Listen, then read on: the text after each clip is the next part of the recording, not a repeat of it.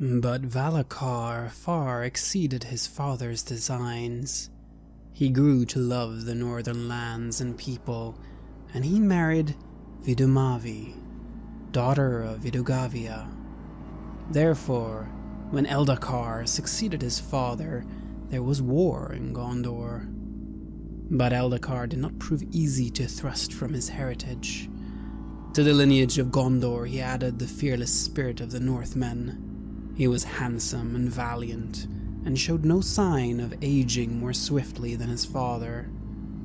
When the confederates led by the descendants of the kings rose against him, he opposed them to the end of his strength. At last he was besieged in Osgiliath, and held it long, until hunger and the greater forces of the rebels drew him out. "People of Osgiliath," Orodreth of Morthond addressed the multitude assembled before the Dome of Stars. "Your defense of this city has been a valiant one, and yet in surrendering peacefully you have lost no honor, but rather have shown wisdom in a hard time. Eldacar, who once was king, is now fled, and so has abandoned that claim. The captains will choose a rightful successor to rule over you in his stead. We are not your enemies. Ornandil, whom you love, I have defeated in fair combat. He shall receive mercy and live without shame. Pledge to us your loyalty, and you shall fare likewise." The crowd heard him gladly, thinking that their lives would be spared if they submitted to the victorious rebels. Orodreth, too, was relieved at their response, for he desired to stay the rebels from exacting punishment on the citizens of Osgiliath, who had supported the now exiled king during the siege of the preceding months. He had personally led the final attack on the Great Bridge, and had captured both Ornandil and his own cousin Mordulin, who was Ornandil's betrothed. At first he had proposed to allow their escape, for they had been close in friendship before the outbreak of the war 5 years ago. But Orodreth's trusted companions from Linhir urged him to bring them before the captains for judgment. Castamir, they assured him, proposed to spare the king's son in order to gain the confidence of the people. Only in this way, they said, could Orodreth hope to save the people of Osgiliath from the vengeful captains of Pelargir. It was a lie. As the people debated amongst themselves what their answer should be, a voice was raised among the captains. It was Calimon of Lebanon, the cousin of Castamir, who held a grudge against Orodreth. He had bribed Orodreth's companions to persuade their leader to bring Ornandil into their power, and now his rival from Morthond had fallen into Castamir's trap. "Orodreth," said he, "the captains applaud your undying efforts to avert needless bloodshed in this unfortunate kin-strife. But it seems that in sparing Ornandil's life you have overstepped your bounds. For though Eldacar is fled, as you say, he has not in truth relinquished his claim to the throne. You, Orodreth, have willfully spared the life of his son and heir, whose blood is a threat to our righteous cause. And some there are who tell us that you had thought to set Ornandil free, rather than slaying him at once as you should have. What proof have we that you also do not harbor ill designs against us? What assurance do we possess that your betrayal is not a ploy of Belfalas against our confederacy? Indeed, what token of your allegiance could you give that would dissuade us from naming you traitor?" At these words, Orodreth grew silent, knowing that he had been betrayed. His treacherous companions smiled at the success of Castamir's design. Mordulin clutched Ornandil, fearing for the life of her beloved. The fate of Osgiliath hung by a thread. But Calimon laughed and mocked his defeated rival. "Come now, Captain of Morthond. What better way to allay our suspicions than by finishing what you have started? Kill Ornandil, or be declared our foe." Then Orodreth's heart was smitten as with a blow, and he drew his sword, knowing the evil that he was about to commit for the salvation of Belfalas. For he perceived that, should he fail to comply, Castamir would use his disobedience as a pretext to invade his uncle's fief of Dor en Ernil, that had remained neutral during the war against Eldacar. Mordelin was torn, screaming from Ornandil's side by Castamer's men, and cursing her cousin to death and darkness for the doom he had sown. But Ornandil stood his ground, seeing his death. "Did I not warn you that the rebels would be your undoing?" he said to Ordreth, whose blade wavered. "Now we are both trapped by this usurper's design." But Ordreth, blinded by despair, raised his sword and cried, "Forgive me, Ornandil, and curse my fate." And he slew the king's son before the people. Then he cast aside his blade and, falling to his knees, raised his eyes to the heavens and whispered, "Nathan Igirino." Upon witnessing Ornandil's murder, the people of Osgiliath were unable to restrain their wrath and began to attack the rebels in a mad frenzy, only to be slaughtered in heaps upon the steps of the Dome of Stars. Castamir gave orders at once to burn the city and to show no mercy to any who resisted. The usurper's reign had begun, and the memory of evil would not be forgotten.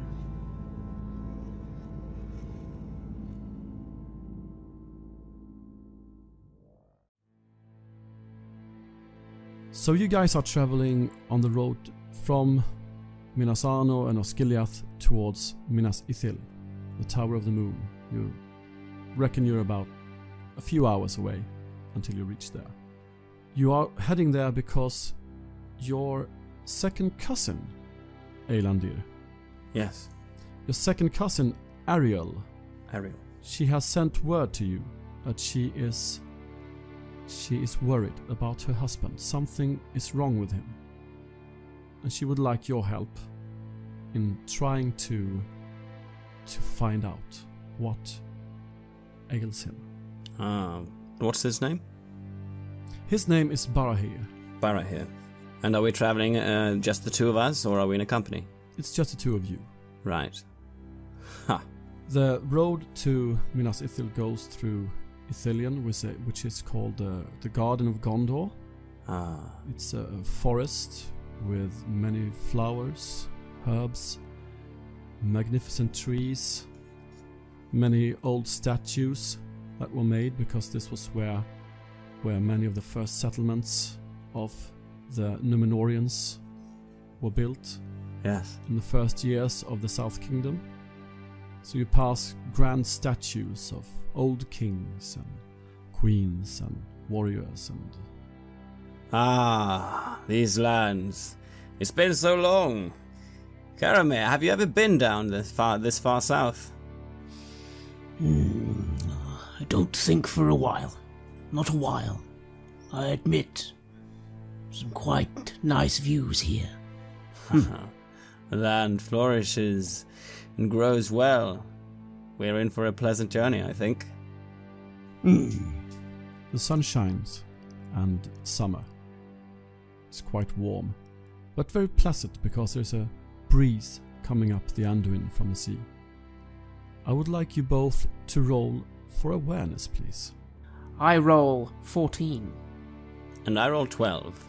14 is actually the target number, and Karamir, you notice there is a rustle in the forest ahead of you. I very quickly reach to my bow. It's an instinct thing, even though I have no reason to believe that there is danger afoot. I am far too used to there often being danger afoot, especially when out in lands, so my hand has already gone to my bow, and I'm very quickly then looking in the direction of the rustle. I quickly hold a hand up to Alindir.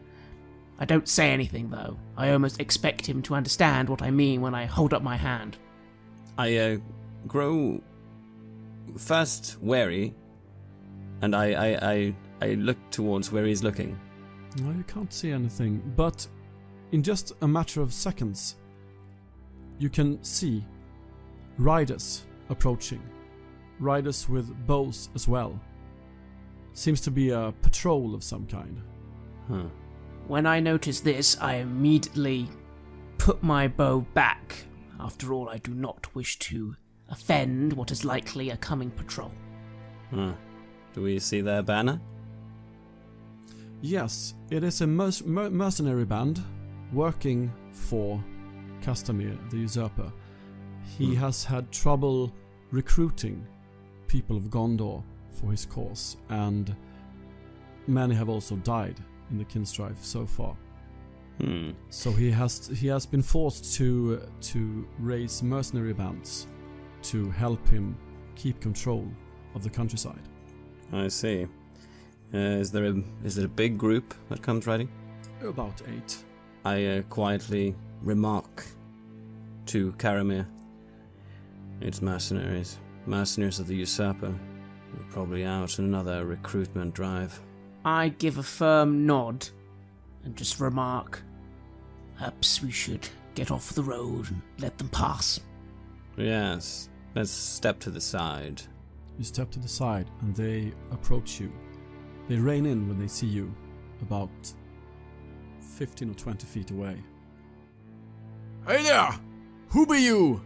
Okay guys, I'd like to make this into an encounter actually. The first thing you do is you make a preliminary roll. You roll for insight to see if you can see some things about these persons that could give you hints about how you should approach them. And it's a regular TN, target number 14. I roll 18. I roll 8. That means if you don't get any 6s, Hjalmar, that means you get 1 bonus dice to use anytime you want during this encounter. Ah, right. The next step is you present yourself. So if you want Elandir to be the spokesman of your party, then you need to roll or courtesy, depending on how you, or riddle if you want to try to trick him or something. But courtesy if you want to be courteous, or if you want to impress him. Yes. And if Craig, if you want Karamir to take part of this encounter, then you need to roll to present yourself as well.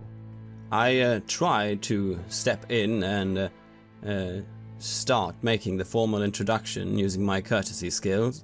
Do you step in as well, Karamir, or do you let me do the talking? As I rolled, I will say I did step forward. I simply made a very basic introduction, but I did add in a little of my lore to, fully state my name. I rolled 15, and one of those was a 6 on the success dice. That's great. Because then we pile the successes up together, and that, depending on how big of a pile you get, the greater degree of success the total of the encounter gets. Okay. He values valor above wisdom because he's a soldier. So his tolerance is the highest of your valors, which I believe is 4. Correct. Which means you have the possibility of failing 4 times with rolls before he will lose his patience. Yeah, he'll lose his patience with you, exactly.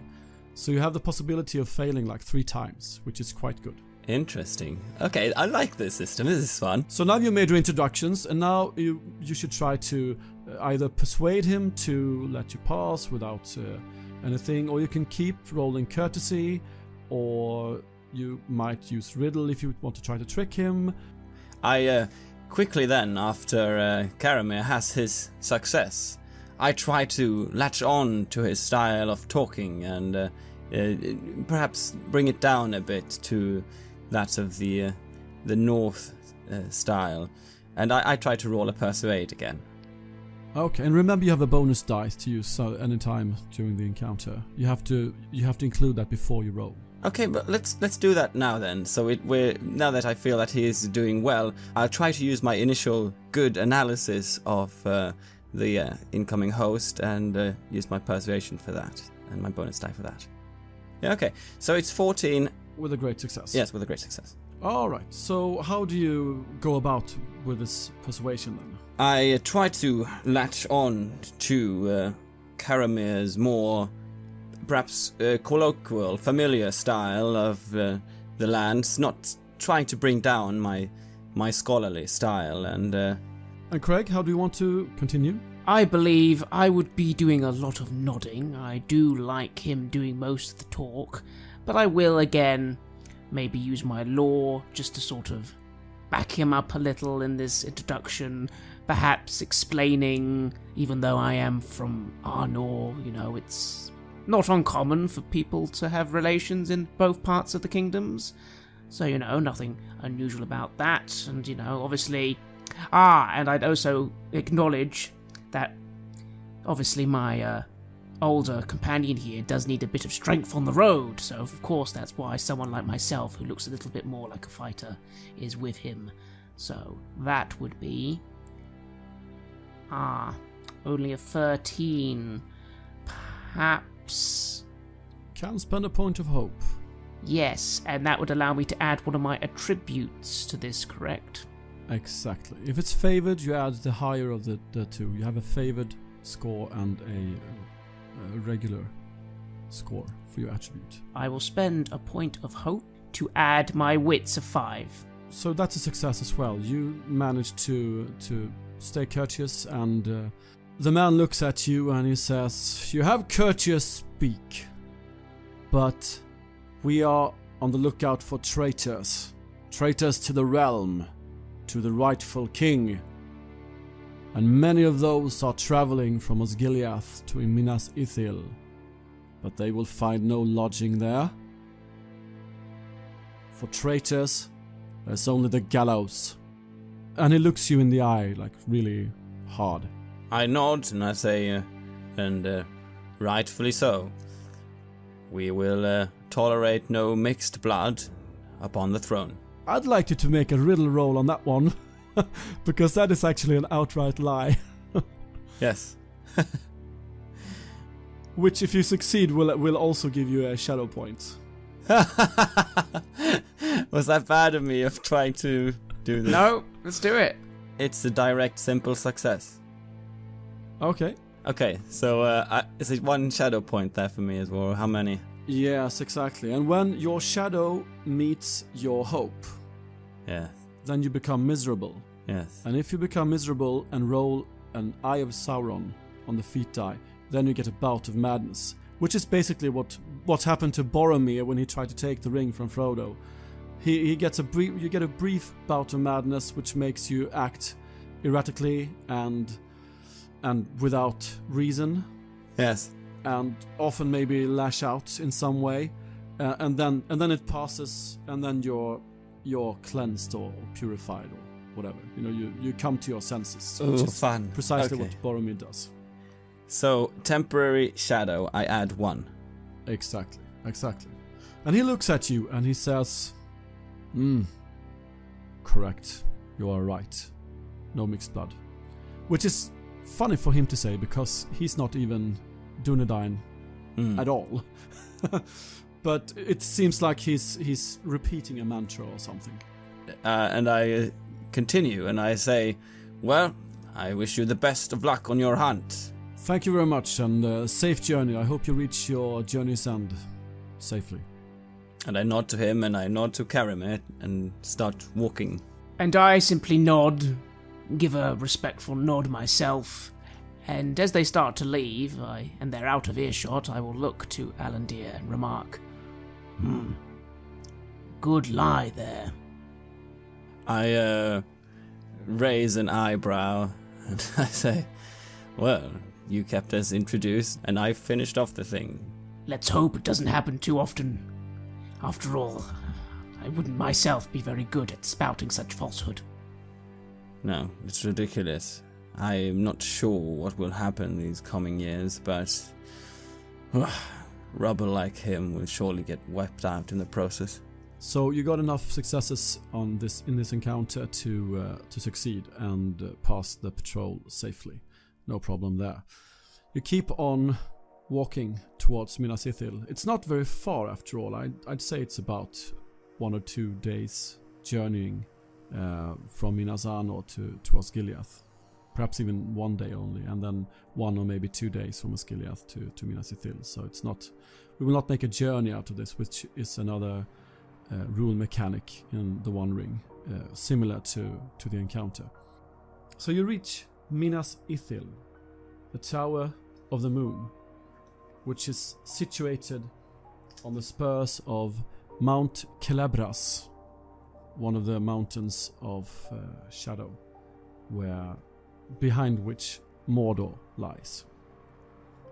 This was built by Isildur during the years of the war against Sauron as a defense against Mordor.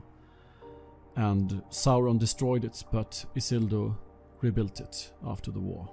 The walls are high, 130 feet high, and you see spiring up from it the Tower of the Moon, situated in the center of the town. Ah, the Tower of the Moon. A glorious sight, isn't it? I give him a firm, gruff nod. Ah, tell me, did you ever lay eyes upon such a sight, a bastion of splendor? Home, of course. There are many places that have similar looks. Although this tower is certainly interesting. But come, the hour is growing late. Let us advance. The winding path of Men Tumoial leads up to the main entrance into the city, the Twilight Gates. A gift from Durin IV, the Dwarven king. These gates are forged of 18-inch thick steel and are 30 feet in height. The city walls are scarcely less impressive, rising 130 feet. The gate is actually open, and some people are entering into the city. There is almost a shanty town outside the walls, which is, you guess, where most of the refugees from Osgiliath now lives. And I would say actually, Karamir, that you are quite shocked by the state of these people here.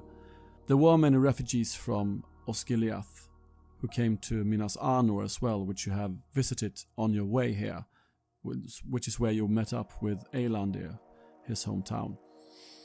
But in Minas Anor, a town that tried to keep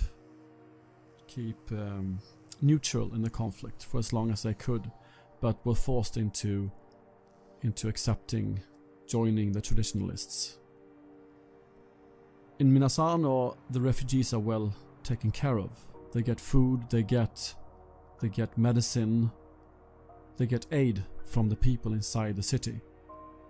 Whilst here in Minas Ithil, they seem to be left to their own fortunes, or misfortunes, I should say.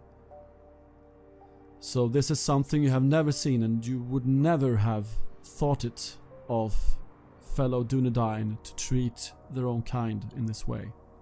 Yes, I'm probably not very good at hiding the surprise and disappointment at this sight. These are fellow men. It is the role of the warriors of our lands to protect those who cannot protect themselves. What fell fate is going on here? What troubles affront them? I don't say anything about this, of course. I just look very visually shaken and then annoyed. I almost grip my sword belt a little as I'm watching this, and I shake my head. I watch your reaction and I nod towards you. And then I change the subject. How is your father, Karamir? Well in such times. Yes. And our lands perhaps better off than this. I would think so, and I would definitely hope so. This Kin-strife is going on far too long and taking far too much of our power and energy, not to say the empathy of our people. It is a foolish waste. We have greater enemies to be focused on, and this is unacceptable. It comes from conservative minds, people who do not think outside their own old tomes and books. And I flinch a little as I almost insulted myself. You approach the gates, and the gatekeepers there halt you and say, "Halt! Who are you and what is your purpose in Minas Ithil?" We are Elandir of Gondor and Karamir of Vano. We have come here to visit relatives. And what be the names of those relatives? That would be Treasurer Barahir and his wife, Ariel. Ariel, who is my second cousin. He makes a note of this in his ledger, but they let you pass without any further question. Would I have any reason to lie about these things, really? Well, you're not exactly sure what Ariel wants your help with exactly, and what will come of it. So I'd say no, because you are allowed to travel around Gondor. Yes. You are allowed to, but you will be questioned, and often. And if you don't have anything to hide, there should be no problem, especially for a man of somewhat of a high blood as yourself. Yes. The only thing I have to hide is my allegiance, I suppose. Exactly. Which can prove a hard task, of course, especially if you don't want to outright lie all the time, of course. Would there be another way of getting around that? Or, I suppose trying to distract people, or I don't know. I don't want to lie about it all the time, but it would be dangerous. How would it be in this city too? Because if I lie to the wrong people, then I would. You would face, of course, you would face execution probably. Yes, absolutely. I'd say the way you've managed to hold yourself in Minas Anor, I would say, would be to, as you said, like change subjects and distract people. Yes. As long as you're home, no one will. I mean, the people around you are people who know you. They won't constantly question you and question your allegiance. No. It's just when you're out traveling that strangers will meet you, and strangers on patrols and guards and stuff like that. They might question who you are and what you're doing there. So, how is the general status here in Minas Ithil? Are they clearly on Eldacar's side or Castamir's? Actually, you could make a law check maybe for this. Yes, I roll 19 and a success dice. A great success. The people of Minas Ithil had a greater allegiance towards Eldacar, because Ithilien was loyal to him, which meant that when Castamir won the day and took over the rule of all of Gondor, he came down quite hard on Minas Ithil. Yeah. And you also know this, that the nobles of Minas Anor are allowed to help the refugees from Osgiliath without being called out as traitors. But the nobles of Minas Ithil, they can't take any part in trying to relieve the refugees, because then they would be charged with treason. Castamir would take the opportunity to get rid of some people, probably, and he would claim that they are doing it because of treacherous reasons, not because of empathy, which is what Minas Anor can claim, that we are helping our refugees because of empathy. He basically holds sway and is less tolerant with people here. Do I know about my cousins? Do they hold my same, or my relatives? Do they hold the same views as I? It's dangerous to ask people, and you're not that close to Ariel. You suspect that she, at least, is part of the loyalists, but you're not certain. But you suspect it. You think that she's probably loyal to Eldacar, and being married to Barahir, you're not sure. Yeah. Well, maybe better not to talk about it. I have other interests either way. Yes. Unless it comes up. The city streets wind in a spiral inwards towards the Tower of the Moon. And you have visited Ariel before, so you know your way well to her house. And it's a mere half-hour walk before you stand before her doors. Ah, here we are. And I just raise my hand to knock on the door. A servant opens. Yes? Ah, good evening. Pardon for calling a bit late. We are here to meet Ariel. Is he in? Yes, my mistress is in. I can go fetch her for you. Please tell her that Elandir has arrived together with Karamir. I will. Servant disappears, and shortly after, Ariel comes to meet you by the door.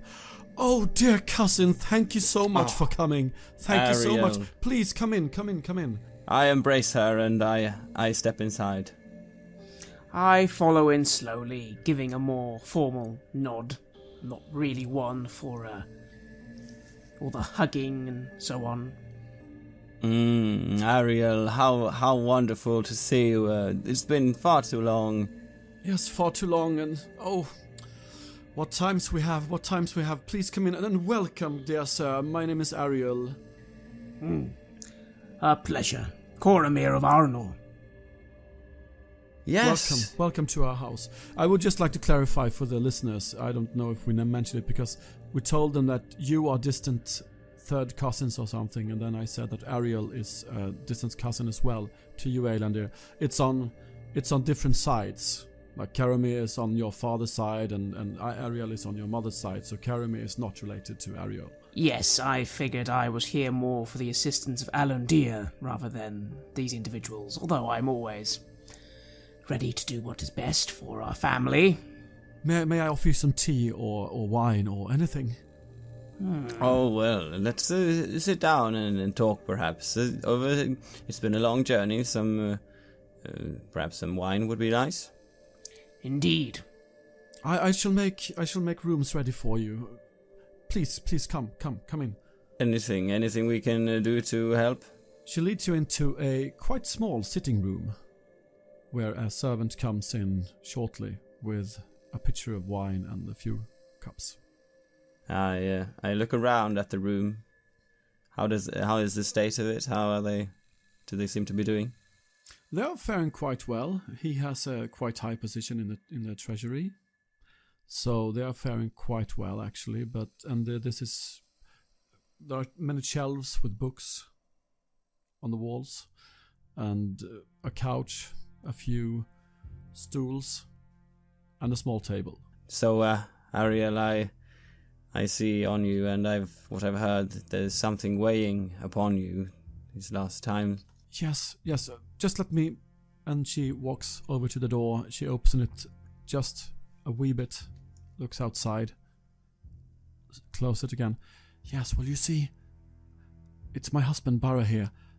Something is ailing him, and I don't know what. I've tried to talk to him, but he won't answer. But I see when I ask him that something terrible is going on, but he won't talk about it with me.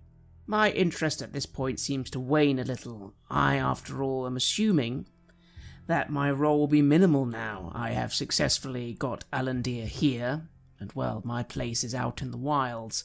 So while I'm nodding, I'm almost looking towards Alandir, expecting him to handle most of the situation from this point. I, after all, do not think I have any idea how I could assist with a man having a problem, unless, of course, it involves orcs. Well, I let you sit back, and I focus more on Ariel as we talk. So, how do you think that we could help in this? Is it related to the feuds, or is this something? Is it a physical ailment? Would you say? How has this taken shape? She has a cane because she's limping a bit. Her right leg is injured due to a riding accident a few years back.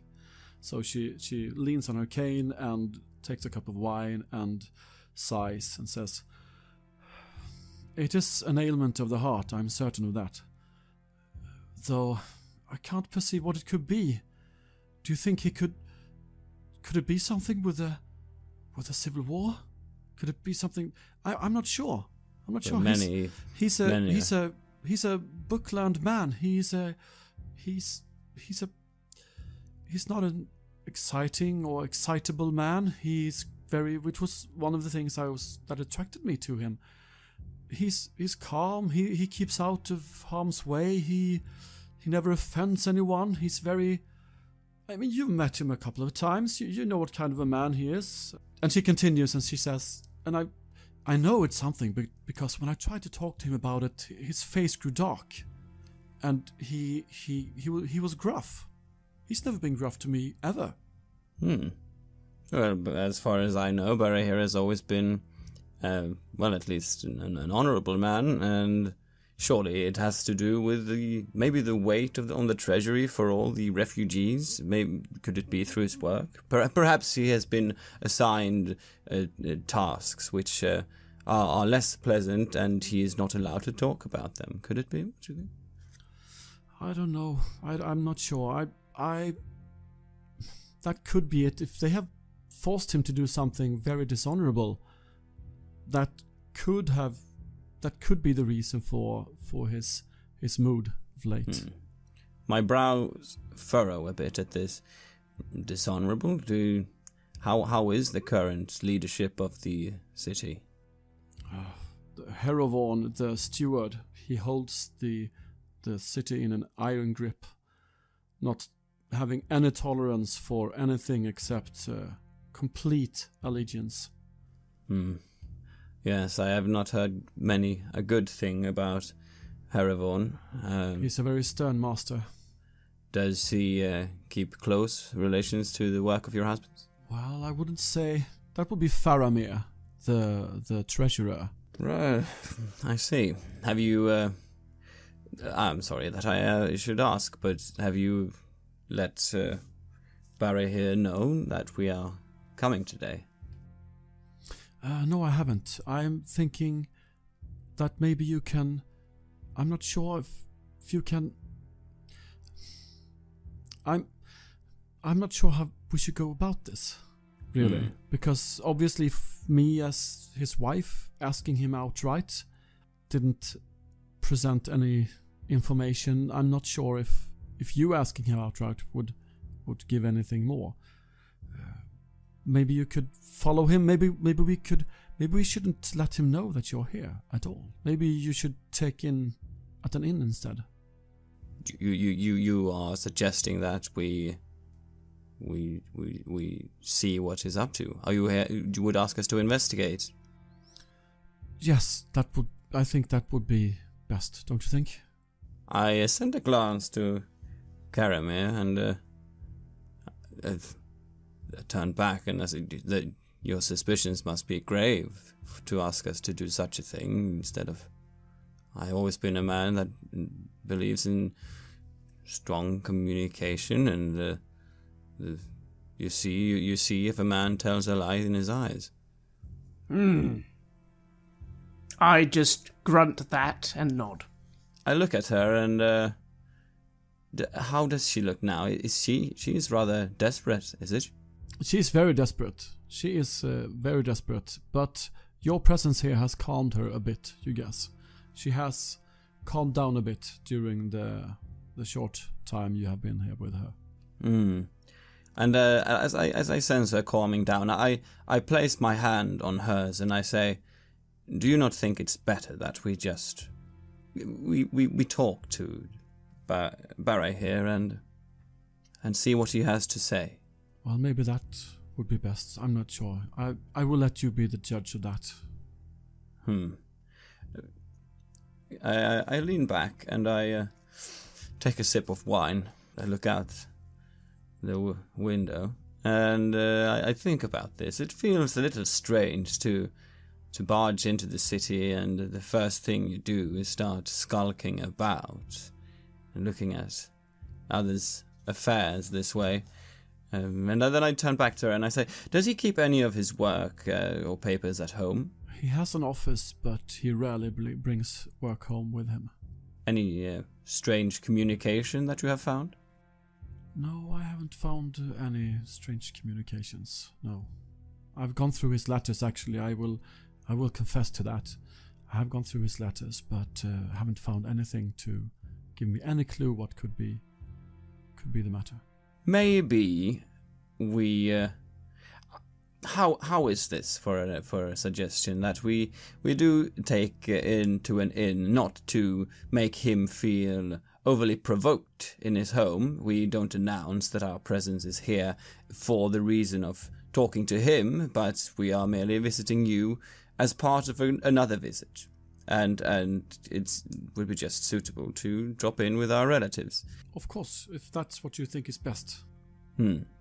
Yes, I shall arrange a room for us in a nearby inn if you have any suggestions, and then we will come back. Do you know at what time your husband will return tonight? I would say he would return shortly.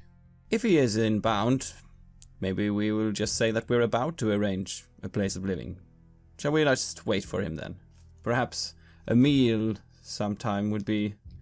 unless we... is that too much to ask, perhaps? No, of course not. I will arrange the dinner shortly. Karamir, would that be a suitable arrangement for you as well? I nod.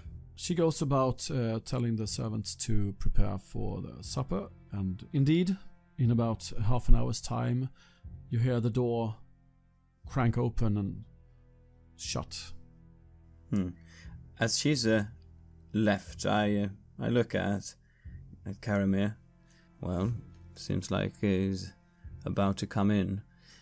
This is a rather odd business, isn't it? I nod and remark, indeed. I'm not certain how we are going to proceed. I assumed it was more a physical ailment, if I'm honest. You have grown wiser over the years, not as hot-headed as you were, rushing into the fray of whatever conflict you could find. Perhaps, Alan dear, perhaps. You don't tend to live too long if you always rush forwards. In this case, though, I'm unsure how I'm going to be of assistance. But I will watch your back, so to speak. We shall see how dicey it gets, and I raise up and listen if they are approaching. Yes, well, you hear the footsteps walk up the stairs. In a few minutes, there comes a knock on the door, and the servant comes and says, supper is ready. Very good. Would you know if Barra here is joining us for supper? Yes, the master will join supper. Lead the way, please.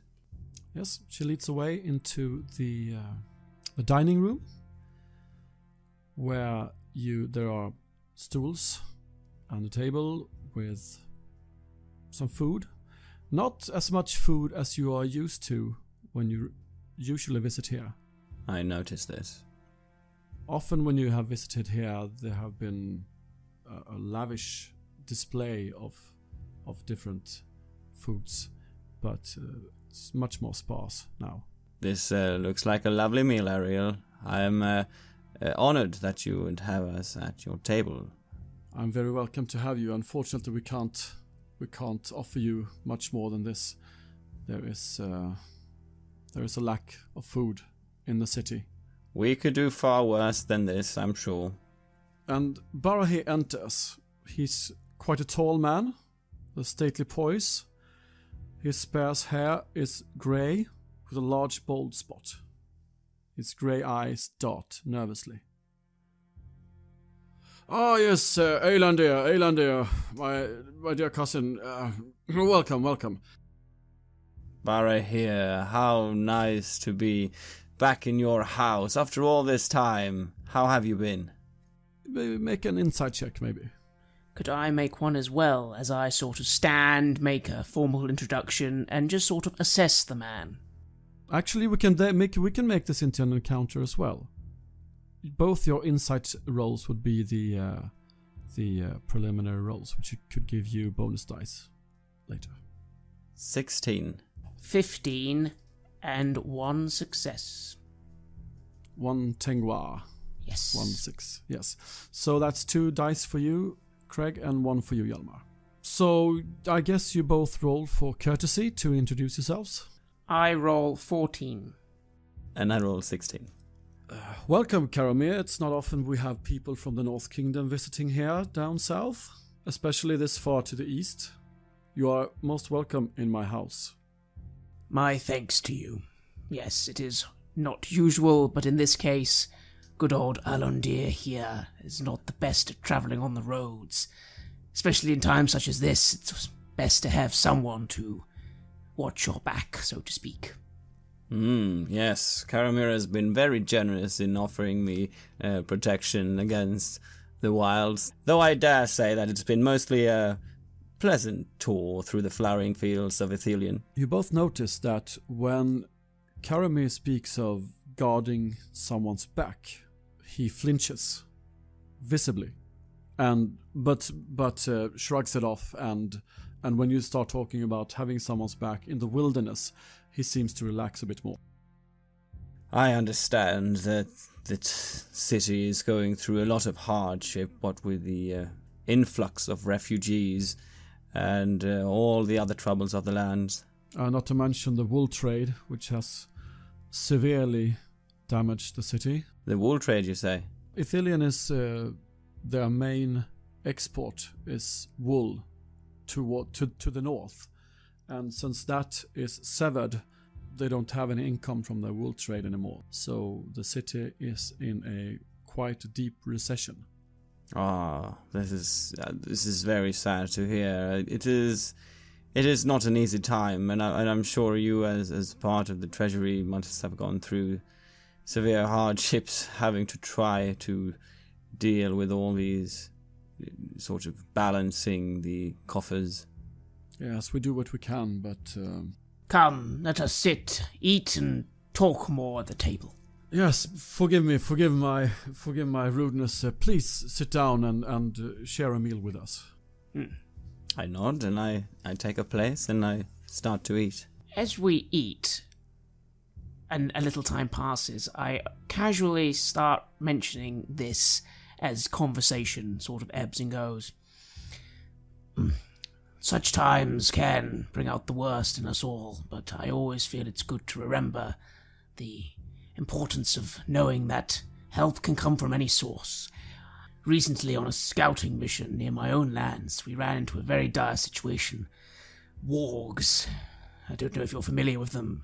Hideous beasts, normally encountered with goblin or orc kind. We were ambushed and thought we were surrounded. The situation was dire. However, despite this moment of darkness, we relied on our kinship and our prideness of being brothers, and we were able to win the day even when the hour seemed darkest. It reminded me that even in times where there is woe and there seems no way out of something, with companionship, there is always a way. And basically, I was trying to use my storytelling trait there. I don't know if that helps me get a role or helps the situation, but that was my goal there. You can use your trait for me to allow you to make a role which I might normally not allow you to do. Or you can use it for a standard success, a simple success in the encounter. So are you trying to discern how he reacts to this, or are you trying to persuade him to open up? I'm trying to persuade him to open up, I think. I'm telling this story in a sort of casual way to sort of imply the idea of opening up to your companions in times of need. Okay, so I would, of course, since it's an encounter, allow you to roll persuasion, but not in this kind of way, maybe normally, but since you're using the trait storytelling, I will allow a roll for persuade. And don't forget you have the bonus dice as well. I will use both the bonus dice for this one. And I rolled 15 and a success. So, a great success then. Yes, there are many troubles in the lands in these days. You are correct, and we must stand together. But there are some threats that no one can help you with. Indeed, we all have our hauntings and inner demons to fight. How has life been here in the city? How have you been faring under the new ruler? The new ruler is the steward. He is harsh. He is stern. And he is sometimes brutal. but I have not caught his eye, and fortunately he doesn't notice me more than the fly on the wall. Maybe it's a good position to be in at times like these. Just persevere and make your way through. Has other been less fortunate then, I take it? There are some who have been outright defiant, even. And they have not fared well. Being invisible is very good place for you in this town. You will not try to be into the political scene then? Oh no, I've never been into politics. I've been trying to keep out of it all my life. And that will probably keep your life longer as well. I try to say this jovially. So, Hjalmar, do you have a role do you want to include this conversation in? I think I'm going to roll for riddle, because I am a bit riddled by myself, what I'm talking through. I'm trying to get something out of him, but I'm not... Yes, you're trying to read between the lines, you're trying to get him to read between the lines, and that is riddle. Yes, exactly. And I rolled 14. An ordinary success. Yes, I've been able to stay out of politics, and I've been able to keep invisible, and that has served me very well indeed. And then he cuts himself off. And, well, how about those apples, dear Ariel? Did you find them at the market, or was it our dear neighbor who brought them this morning? I'm not rude about it, but I just kind of chew my meat a moment and lean forward and just say, until. And I look up as well, and I say, we have made a long journey, and we didn't come here to barge in and enter your house, but we would not dream of doing anything but help our kins in a time of need. So, Karami, maybe you could make a roll for Or maybe with that, because I felt that even though you were quite low-key, you were really distinct. Like, do you understand what I'm... Yeah, I like that. Yes, so let's roll that. Oh, but it is only a 1 with the Eye of Sauron. Okay, so you rolled a 1 on your success die and then the eye on the feat die. Yes. Okay, well, no points of hope will help you there. No. So, though these apples from the market, you say. Oh, how very well indeed. Well, time for dessert, maybe. Maybe we should take the dessert in the library? What do you say, gentlemen? Yes, let's, whatever you would like to show us of your lovely house.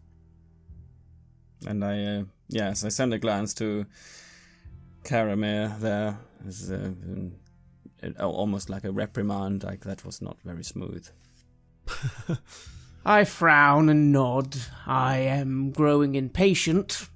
I tend to prefer to deal with things to the point, and this is going around in circles, but I will acknowledge Alandir's look, nod, and just remark, yes, let us continue conversation elsewhere.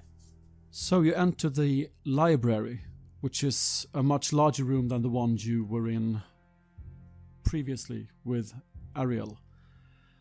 There are thousands of books on the walls, and many tables, many sofas. The room is enormous. It's probably the biggest room, maybe with the exception of the dining room, in the entire house. I come in and I look around and I remark an impressive collection. Thank you very much, thank you.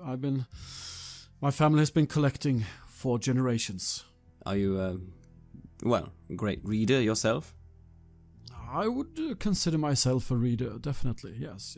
Not a scholar such as yourself, but I find great pleasure in sitting with a good book, by the fireside, some good wine, some good company. He nods to Ariel. That's lovely. Takes you to other places and keeps your mind sharp.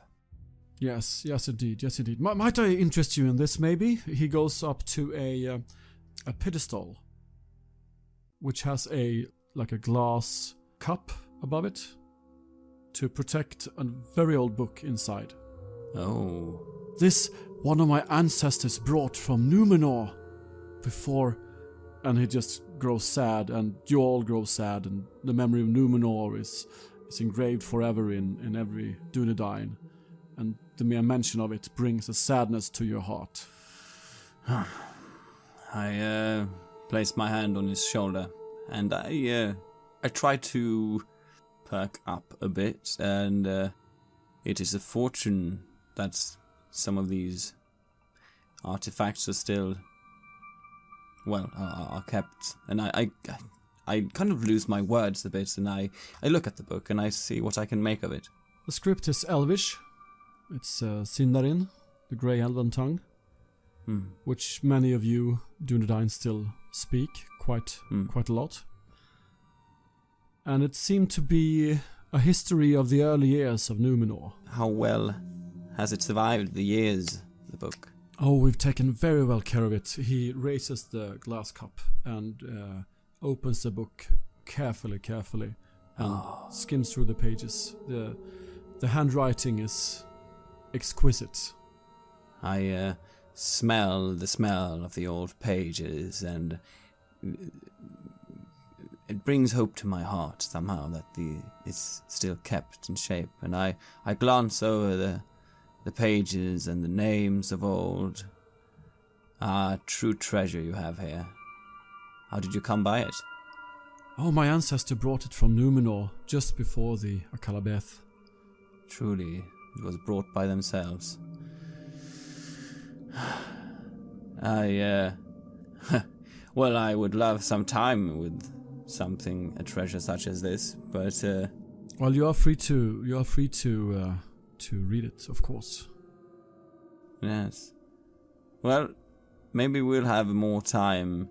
We will see if we can come away from our other duties. We have mostly finished up, and it was our intention to stay at a nearby inn here tonight. If you have any recommendations that you think we should stay by, we do not want to impose our presence on your household, what with all the other troubles. You can make an insight roll, actually. And you can make one too, Craig, if you'd like. I've kind of hung back a little during this conversation, even though I respect the artifacts of Numenor.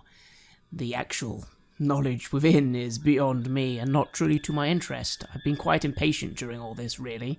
But I do, at this point, lean forwards and just have a little bit of insight into the situation, rolling a 19 and a success. So a great success. Same here, a 17 great success. You both notice that he instinctively wants to invite you. He goes, well, my house is... And then he stops himself, and then something is really bothering him. Something is making him not act as he normally would. Well, I put my hand on his shoulder, and I say, oh, do not worry yourself. It should not be a problem for us to find other lodgings. Or maybe we can even provide something for your household as a kind repayment for your hospitality. Oh, not needed. Your family, after all.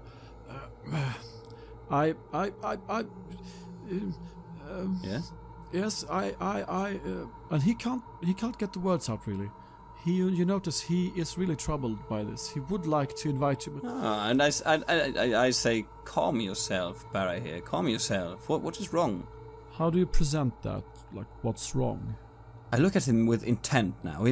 I try to catch his eyes, as if enough of this. Enough of this now. We've understood that there is something. What is it that's troubling you? Okay, so roll for awe or persuasion then, I'd say. Yes, I roll for awe. It's a great success. And you see he slumps his shoulders, because now you read so many successes during this encounter that you have a total success.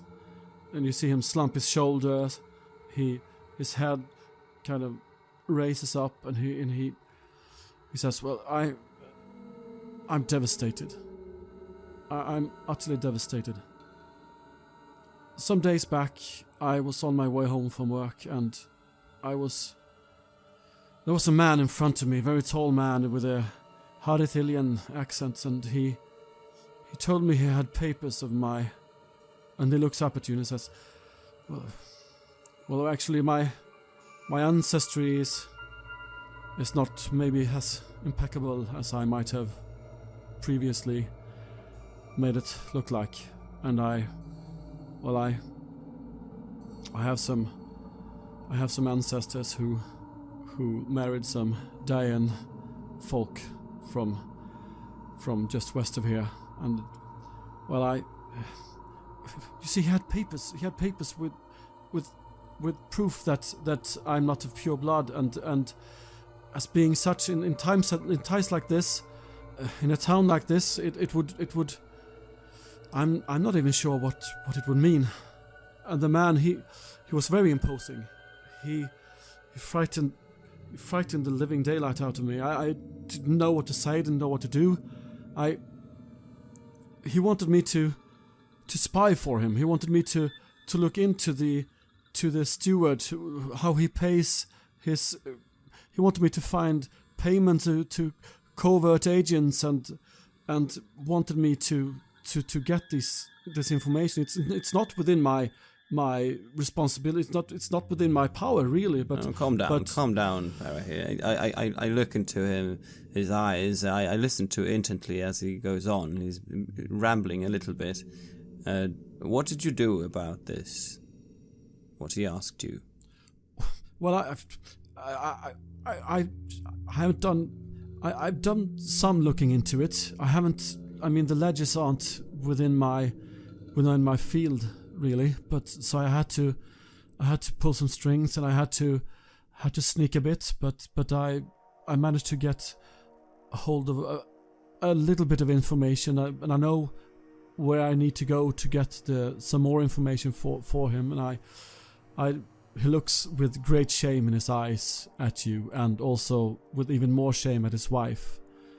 And he said, "I wanted to keep you out of this, Ariel. I didn't want my shame to spill out on you, and to. I'm so very sorry."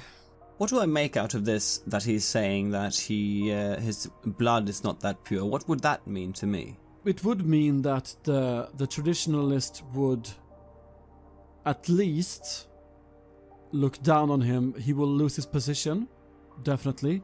He will probably lose his noble status.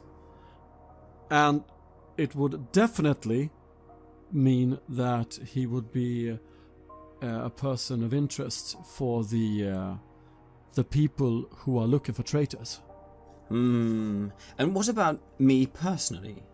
I mean, he is married into the family. Might he have done that under this pretense? Does that matter to me? Well, I mean, your allegiance is to a king who has married a foreign princess. So for you, like, I wouldn't say that that it's a problem for you or for Karamir either. You wouldn't. You're both supporting a side where you are saying that mixed blood isn't all that bad. I draw a sigh of sort of relief, and I shake my head, and I look at Karamir as if there it is. It's out. Barry here. This man. Who is he? I imagine he did not tell you his name, but if you were to do as he said, how would you contact him or meet him? He would seek me out, he said, in about a week's time, which is tomorrow or even the day after tomorrow. I almost don't remember exactly what day it was that he contacted me. Where is he going to meet you? I'm not sure. He's just going to seek me out. And what information have you found out? Well, I found some payments to some people who are obviously the steward's covert agents. This information that you have, would it be, would you say, a bad thing for the for the steward? On which side would this be beneficial to have? The side of Castager or the... well... Well, I'm not into politics, as I told you. I'm not quite certain who would benefit from... I can't see who would benefit from this information at all, actually. It's just some payments and there's some names and sums, and I'm not sure at all who would benefit from this. It's interesting, I think. And surely, if he's started this, and I don't want to say too much, old friend, but if you give him this, then there's of course no guarantee that he will stop this blackmailing, is what I would call it. Nothing else. Do you think he would continue? Don't you think he would just do as he said? Do you think... Hard to judge at this point. However, I will say this. Already in my eyes, the man is a cur and a vagabond, no better than an orc or goblin. There is no honour in blackmailing an innocent man such as yourself into intrigue and cloak and dagger, especially the way you described it, using force and fear. This man is dishonourable, and I would try and aid you if we can in unmasking this individual, perhaps getting you out of this, or not involved anymore, and seeing this man brought to justice in one way or the other. If you would do that, I would be indebted to you forever. I don't know what to say. Friends, dear friends, Much like the riders and the warrior friends of Karamir, we look after each other, and the worgs fall. So how do you think, how should we go about this? What we want to do is not to alert him to our presence, if possible, and maybe catch him off guard. When did you intend to meet this individual? I don't know. He said he will be back in about a week's time, which is 1 or 2, maybe 3 days away. Did he mention a place? No, he was going to seek me out.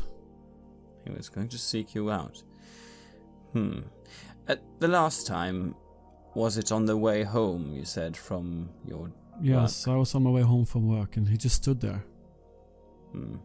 That sounds like the most likely scenario, that he would seek you out again. Hardly on the way to work, seeing as how that would raise suspicion if you turned up late. I would suggest that we discreetly, follow you home from work. How would you go about this? Have you done something like this before, Karamir? Indeed I have. Granted, it's normally in the woods. But the buildings of a city or town are sometimes not that dissimilar to the trees and woods of the wilds. We shall follow you closely, but not too closely, and do our best to seem discreet. And then, when this individual makes his way forward to you, we shall attempt to join in the conversation. It might not go too smoothly, but he will not want to cause a fuss, I would imagine, so we will also not cause a fuss. And then from that point, Barra here, we will take over the situation. You can trust us to try and help you resolve this situation one way or the other. Yes, rather than start a situation out in the streets and make things, what should we say, uncomfortable for you. You handle the situation as if nothing happened, and then we follow this individual to wherever he goes. How is that? Sounds good to me. Then we have a plan. I shall require some protective gear, I think, just in case. But that aside, there's no more worry you need to concern yourself with then. Barra here. Don't you worry, we will sort this out for you. Okay, so I just go about my business as I was supposed to? Should Yes. I make further investigations into the transactions and... You don't need to. Say that what you have for now is what you have. And present this to him, and let's see how it proceeds from there. If he asks you to obtain more for him for the next time, just say that you will. Don't start any conflicts, but try to be cooperative as you can. Okay, I'll try. I tell you, he gave me the shivers. Really, he did. I understand. And these times as well. Yes, I fully understand your plight. Karamir, I would suggest we take into an inconspicuous inn. We'll find a place. Perhaps you would have any suggestions of any place nearby that we could stay, Barahir? Well, of course, the Golden Crown is always a good place. Preferably somewhere not too close to where you are staying yourself from this house. Well, the Golden Crown is many blocks away. It shall do. We shall go there, keep our profile low, and be ready to move in on this individual. Worry not. From what you have described, Barahir, I have no more fear from this man than I would a whole brigade of orcs and fell beasts. It's not our intention to start a scene, just end this discomfort for you. So, we will, you will not see more from us until, the deed is done and everything is safe. So, I don't know. It's been an interesting night, and it's been lovely to be here. I wish it were under better circumstances, but sometimes these harsh times bring you together. Yes, I most certainly hope so. If you could help me with this, I would be eternally grateful. I start to say my farewells and all the courteous things to go and start to find this place, the Golden Crown. Yes, I will follow along behind Alandir, quick to get some rest, and to be honest, to get this over and done with. I now feel I have a purpose. I shall assist Alandir, and if need be, my sword arm will be ready. Okay, so you find the Golden Crown and you take a room there for as many nights as you need. You pay up front for a couple of nights. You are prosperous, so it's no problem for you paying for this. And also, you wanted to gear up a bit. You get some armor, Elandir? Yes, I'm thinking it would be it'd be good to have some basic protection, maybe a leather armor and maybe an axe.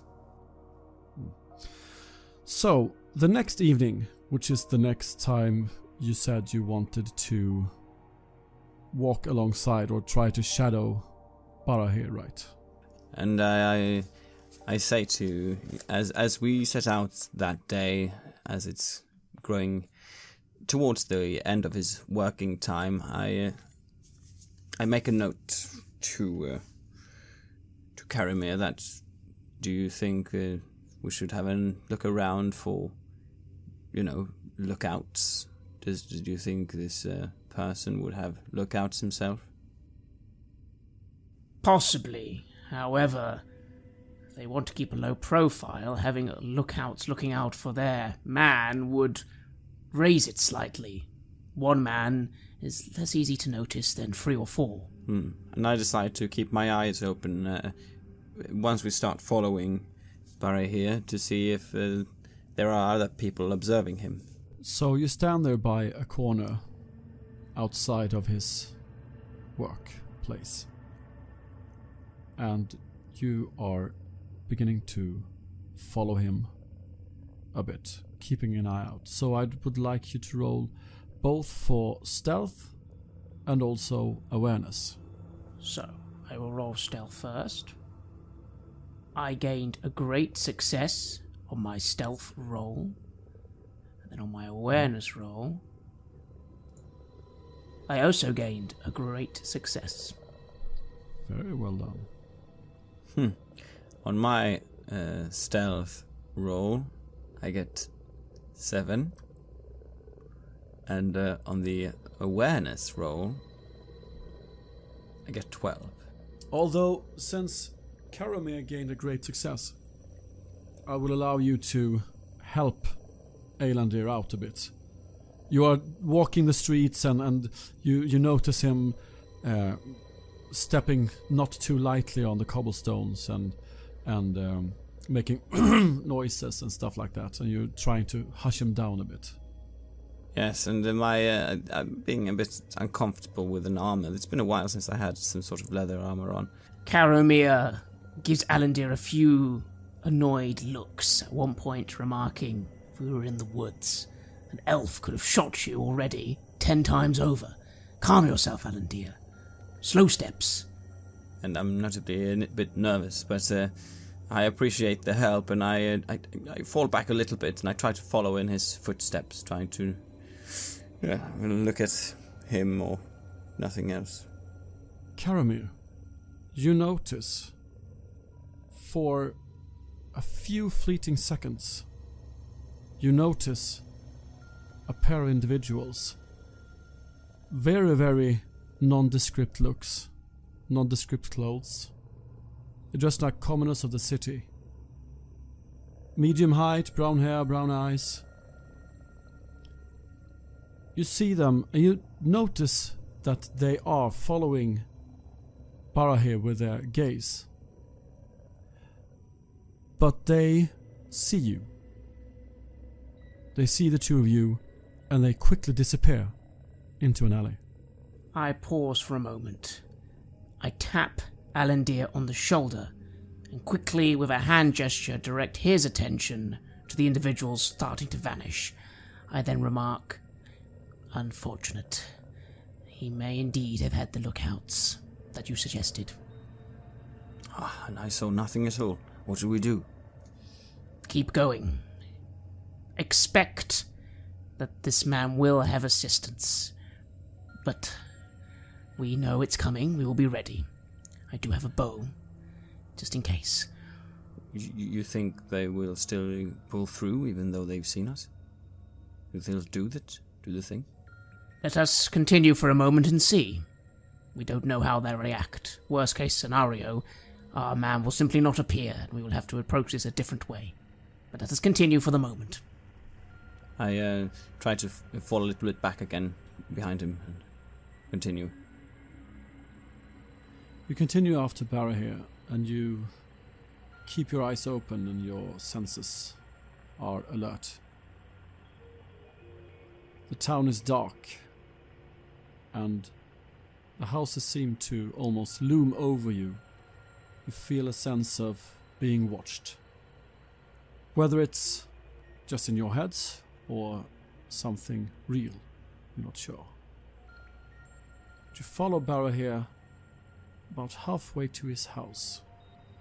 And I'll let you roll for awareness again. Great success. I roll a 5 and the eye of Soren. Karamir, you notice these two individuals again. They are following both you and Barahir, but from a distance, like 1 block away to the side. I slowly move to equip my bow. I'm not exactly using it just yet, but it's ready. I'm going to start keeping an eye on these individuals. I at this point will motion to Alandir to take the lead, remarking, "You keep watch on the front. I'll keep an eye on those following us so they cannot get the better of us." And I grasp nervously over my axe under my cloak, and I continue moving after Barahir, listening as much as I can for anything. So you notice that they are not releasing you from their observation, and they keep on following you and Barahir. And you noticed that they've seen you, and they know that you've seen them as well. But they do keep the distance.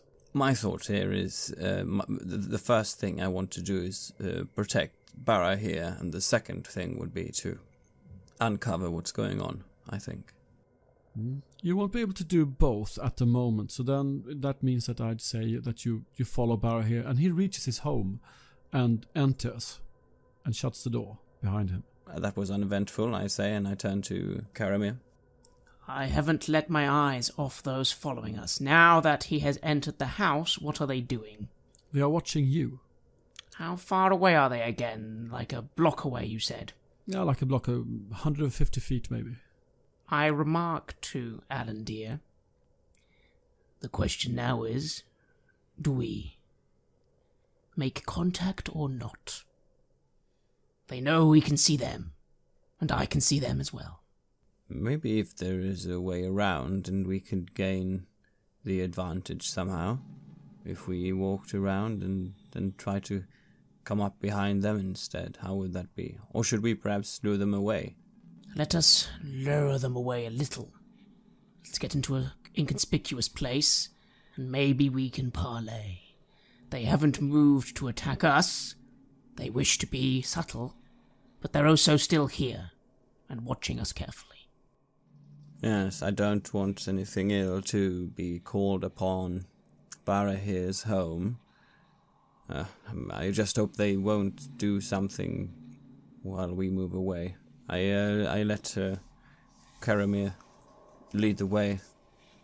I shall begin looking around first to see if there is anywhere that's a little off the main streets, and start making my way towards it. I'm aware they know I'm watching, so I won't try and hide it at this point.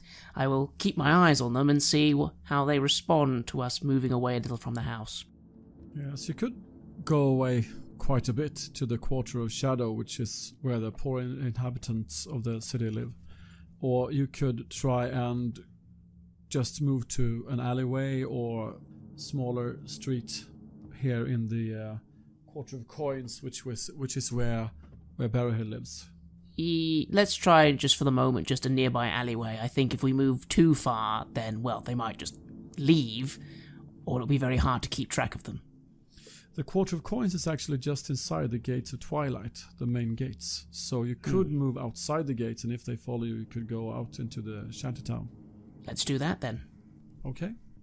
You pass outside the gates. They will be open for about an hour or more. So you move out into the shantytown, and you try to keep watch behind you to see if they are following, I guess. Yes, are they still following us? Roll for awareness. 7. I have a moment where I blink and I think I've lost sight of them, getting a 10, but I will use one hope to add 6 to that, making it a success. One of the two you can't see anymore, but the other one is trying to hide behind a barrel quite poorly and is looking at you, and they're obviously still following you. And you go out the gates and into the shantytown. The beggars are on the street. The street urchins are running around trying to find some scrap of bread or meat or vegetable or whatever they can find to eat. The moon is rising, shining its light on the Tower of the Moon. And in the shantytown, with all of the chaos that's going on there, it's no problem for you to just try and lose them and then double back or something, if that was your plan, as I proceeded. Actually, Karamir is getting more and more irritated by this little chase and wishes to end it. He will give Alandir a look, and unless Alandir does something, he's going to start moving towards the man he can see behind the barrel. He puts his weapon away, so the bow is now once again fastened on his back, and he's approaching in a manner not necessarily threatening. He's approaching quite slowly, quite confidently. He ducks behind the corner. I grunt a little and move a little quicker. I then say, "Friend, perhaps words would be better here." Do you start running or do you just walk faster? I walk faster, but do I feel that he's now starting to run? Well, he ducked behind a corner so you can't even see him. I run. Okay. Roll for athletics, I'd say. Success. I roll 13, so I try to keep up, but it's not going quite as well. I realize this is now or never, so I use a hope, and I strain myself a little extra to keep up with the nimble Karamir. You both come around the corner, Karamir a bit ahead, and you realize that they are trying to outrun you, but not doing a very good job about it. So they are about 30 feet away now. I get my bow ready. I string an arrow and I just say, I have you in sight. Stop, or I lose my arrow. They both halt. And I come up behind you, panting a little bit. I nod to Alandir and motion for him to move forwards. I keep my bow strung. My attitude is calm. I catch my breath and I start moving towards them. And I hold up my hand, showing that. You hear some windows clatter, and some windows are being opened, and you hear someone call, "What was that? I don't know. Maybe tell the guards." I attempt to sort of duck into the shadows as best I can. It is night after all. I'm hoping there's somewhere I can just sort of see, to at least people from windows seem a little less obvious. Roll for stealth. Just a success. Thanks to a 6 on the dice, yes. I try to be stealthy as well. Oh, well, I get a success. I get a great success. Alright. So you're in the shadows, but you know that someone might have alerted the guards that someone has shouted, "I have a drawn bow," in the middle of the town. The individuals, they turn around and look, and because they are quite close and they know who you are and approximately where you are, they of course see you. You don't vanish into thin air just because you got a success. Yeah. And they look at you and they look at each other and they start backing away, but very, very slowly. And they're holding their hands up. I say, "Come now, we're not here to cause trouble. You have just offended a cousin of ours, and we would like to know the reason." We've offended no one. We're on orders from Faramir himself. And what are those orders exactly? Well, I'm not about to splurt out my orders to just about anyone on the street with a drawn bow. Well, were you told to follow anyone on the street? Apparently you must know who we are. I have no idea who you are. I saw you following... Hush! One of the voices is a female and one is a male. I lower my bow a little at the conversation's turn. Just a little. Are you here for Barahir's protection then? We will actually play out this as well as an encounter.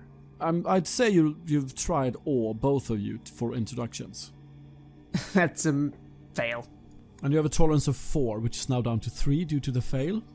And I see here that I have a virtue called Piercing Sight. Yes. Which says, during encounters, add 1 success die to all Awe, Insight and Riddle rolls. Yes. Since it's an encounter, you get to roll Insight first to gain some sort of advantage. So you can both roll for Insight as well to get maybe some bonus dice. I got a success on my Insight roll. Then you get a bonus dice, but I won't allow you to use it on the Awe roll you just made. Yes, of course. I just did roll a 9, so it's nothing, I guess. No bonus dice. Okay.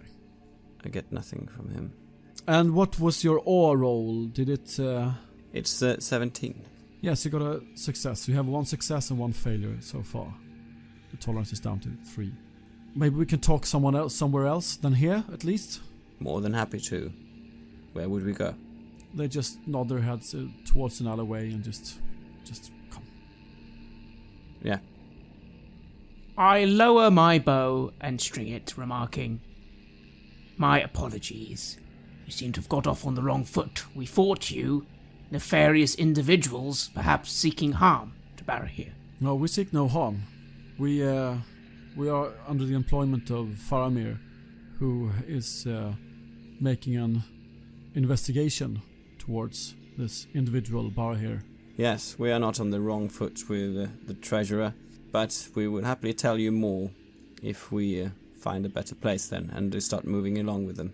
Yes. So you walk a few blocks away, and the bustle of the street dies down, seeing that there's no sinister figure with a longbow stringed and knocked on the street. So there's the quiet of the evening settles in once again.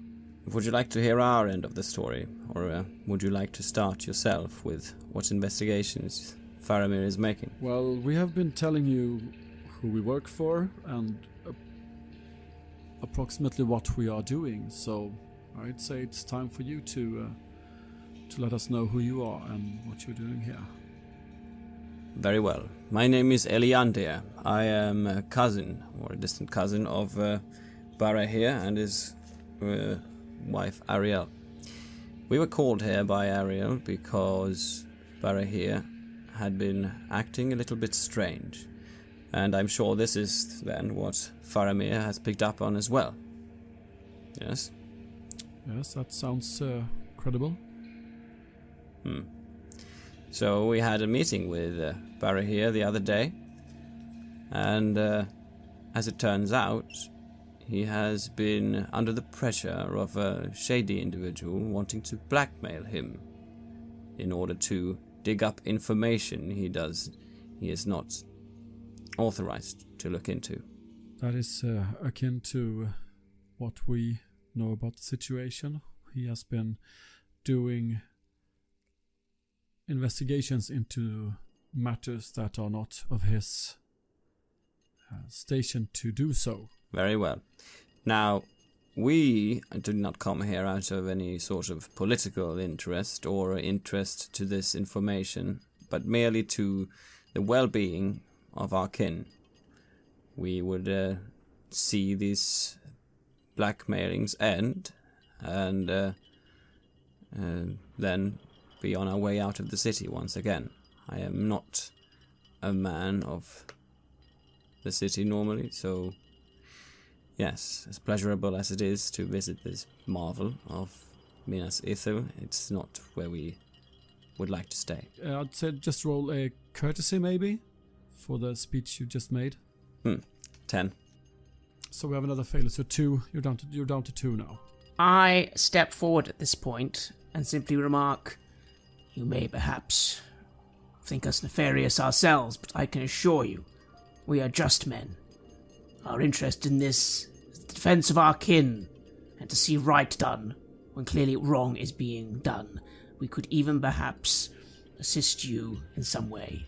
But again, you have my word that that is our interest. We are good men."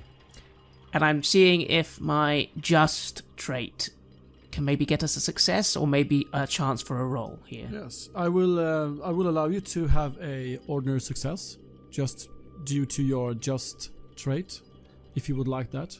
Yes, yeah, that's good, yeah.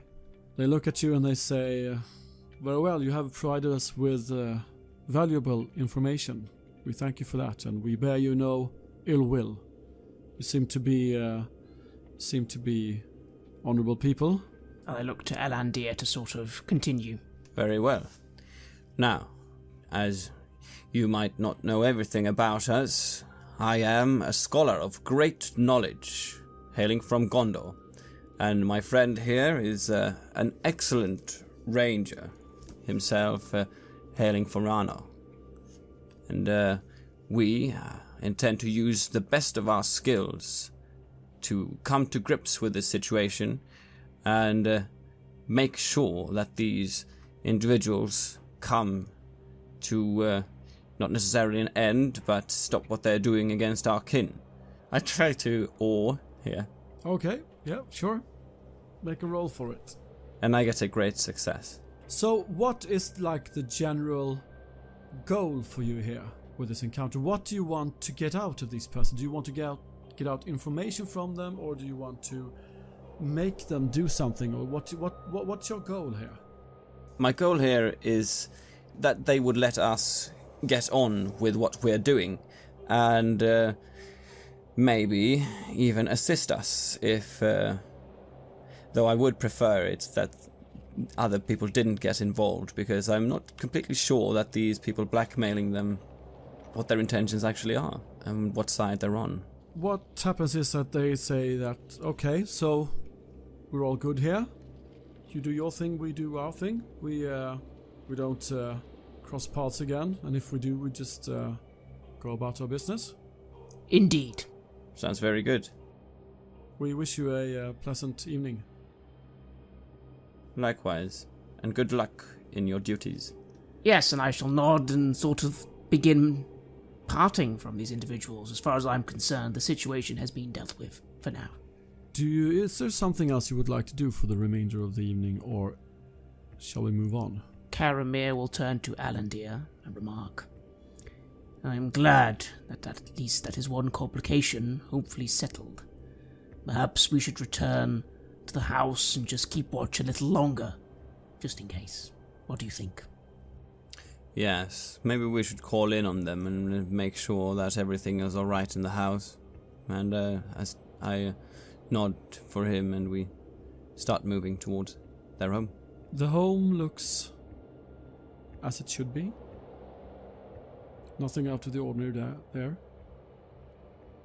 So you retire to your inn, get a good night's sleep, and the following evening you once more stand outside the workplace of Barahir, the treasury of Minas Ithil. I make sure this time, though, that our route is ever so slightly different. The thing is, you stand guard outside of the treasury, and the minutes go by, and actually hours go by as well. And there is no sign of Barahir. I turn to Karamir and I say, do you think I just clumsily doomed him by saying that he was supposed to look into other information? Perhaps we should go to his work and just see if he's even left yet. And present ourselves as visitors and asking if our cousin is coming out today, or... Exactly. I'll leave the words to you, Lawmaster. And I smile a little at that. Very well.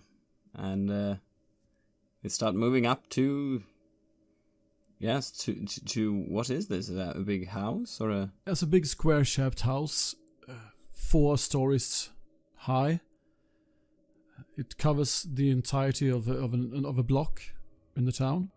It has several entrances, one on each side. I would like you to roll for awareness as you are approaching the treasury. I get a 1 and a 1. I roll a success. You notice a figure standing in the shadows, watching the treasury with great interest and great intent. Has the individual noticed me? Let me make a roll for that, as I guess you haven't said that you are stealthily approaching it. No, at this point, I think I wouldn't have. Just sort of, if in a way, it's almost like I just stop and just look, like, huh? He looks straight at you, and then he backs away into the shadows. I look to Alandir and just go, stay close, and begin trying to pursue this individual. I twist my head around and I see him walk away, and I start following, questioning. You feel suddenly a chill in your spine. You feel suddenly something happening. I will need you both to roll a fear test, which is you roll your valor number of success dice and a feat die. Target number is 16. I fail. 8. 23. That means, Hjalmar, that you are unable to use hope for a time being. As I'm moving forward and I feel this chill come across me, does it feel natural? It feels very unnatural. It feels like the shadows are closing in upon you. It feels like the weight of history is weighing on your shoulders, both your history in Arnor, but also the history of the Dunedain, the slow decline of your people. You feel that there is a presence that does not want you to follow in that direction. Does my trait in Shadow Law, does this feel familiar? I have experienced the darkness of this world. I have fought it. I didn't expect to find it here, but does this suddenly feel like something I felt before, or feel like a telltale sign of something? You may choose now, Craig, if you want an ordinary success from just using the trait to get an automatic success, but it will not give you as much information as an ordinary success with a law roll would give you. So I leave it up to you. You could get an automatic success, but it will render less information than an ordinary success roll would. I think I will save it for that then. I want to get information from this, so for the moment maybe I'll just keep my eyes forward in pursuit. The Shadow has been known to use fear as one of its main weapons against the Free Peoples. I don't think I have time to say anything to Alandir because I'm too busy moving forwards quickly, so I'll just keep going, but I am very concerned. This is not something I expected to find in this situation. I stopped in my tracks a bit, feeling hesitant. And I say, Karamir? Hold fast. Alandir, to me. To me. And I move after him, patting my axe on my side. And yes, I quicken my pace. I want to get this man, and I want to get him now. Perhaps even more so now. I wonder what this chill is. Another thing happens to you. You feel the Shadow trying to enter your bodies, trying to enter your spirit. You feel a mental attack upon your very souls. Roll a corruption test. This time it's the wisdom number of success dice. I roll a great success. I roll 17. You manage to shrug off the shadow that's trying to impose itself on your very beings. And you feel now certain that whoever this person is working for, it's one of the ancient evils that it is your hereditary duty to stand against. It's been the duty of the Dunedain, and before that the Númenóreans, and before that the Edain in the First Age. And I feel a bit of resolve at this. I am unequipped as a person to fight physically, but I heft my axe, and I feel a determination. Yeah, so you try to close the distance, I guess. So make an athletics test again. Great success. I roll 15 and great success. Well, he's being hindered in his tracks by something. He gets his foot a bit caught in his huge cloak that he's wearing. So you're able to close the distance quite fast, actually, but as you do so, you feel another burst of shadow coming towards you, trying to get a hold of your body, and I need you both to make another corruption test. I roll a 10, and I guess there's nothing you can do on a corruption test to change that. You can add your heart. If you want to spend a point of hope, you add your heart. My heart is 6. I will do so to get 16. And I roll 20. You both stand firm against the shadow once more. And you have closed up on this individual. He's quite tall. I am filled with hate and anger at what I am feeling. This is beyond a scoundrel or some sort of lowlife. These are the forces of darkness that I have fought my whole life against. I reach into my pack, reaching for one of my Númenórean arrows. I only save them for true hours of need, and this is it. I don't really care anymore what this being has to say, and as it runs away I have no desire to chase. I will string forth my bow and aim to shoot at this individual, trying to bring him down, or at least slow him down, but I don't really care which, and I fire my bow. Yes, target number for arrows are 12 plus the creature's parry, which is 6 in this case. So, what am I rolling? Feet plus my bow skill? Exactly. And you need to reach 18 to hit. I roll 14. Can I use hope to add Body. something to this? Yeah, you add body. Body to this. In that case, I will use a hope to add my body of 6. Thus, hitting the man. And you don't have any ranged weapons, you just keep on moving forward. Elandir, right. Yes, I'm trying to position myself now in between my cousin and this being, and bringing up my axe to keep it at bay if it decides to attack us. It will actually spend a point of hate to make another attack, forcing you for another corruption test, TN 16. Unfortunately, this time I feel its spell of darkness overwhelm me with a failure of a roll. I get an extraordinary success. Karamir, unfortunately, you fail this corruption test, which gives you 1 point of shadow, first of all. And how much hope do you have left? 3. 3. The thing is that this thing is casting something at you, which makes you miserable for the length of this encounter. So you check the miserable box. And this means if you roll an eye, you will suffer a bout of madness. I feel a wave of misery overcome me. I feel for a moment perhaps outmatched. Perhaps we will not be able to defeat this creature. I try and fight this off, but it is very difficult in the heat of the moment. And me now being in front, I do not see this. I just feel the attack sort of running over me like a meek wave on the ocean, trying to move the rock. But I keep moving forward, not noticing what's happening to my cousin behind me.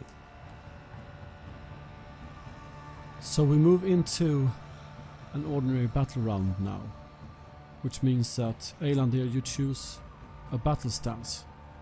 And now we're feeling this duty to bring this being down. It would feel more natural to just charge in and fight. So forward then. Yes. You notice as you come closer that this is a man, clearly of pure Dunedain blood. His dark hair, his tall stature, his grey eyes, they all point towards him being a very pure-blooded Dunedain. Are the attacks coming from him or somewhere else? Difficult to say, actually. You haven't been in this kind of position ever. And I say, what foul being are you, who looks like the origin of a Dunedain, but bring this foul magic upon us? And then you strike to hit. Yes. And now that since you are in forward stance, it is his parry, which is 6 plus 6, so only 12 is needed to hit. I rolled 17. Ordinary success. Yes. And the axe, the damage of that is 5, right? 5. He is hurt. He is definitely hurt. I'm holding up my axe towards him after slicing in at him, and I feel the good hit. And I hold my axe out towards him and I say, yield! He brings his sword up, and he actually... he rolls an Eye of Sauron, and a great success. 11 points of damage.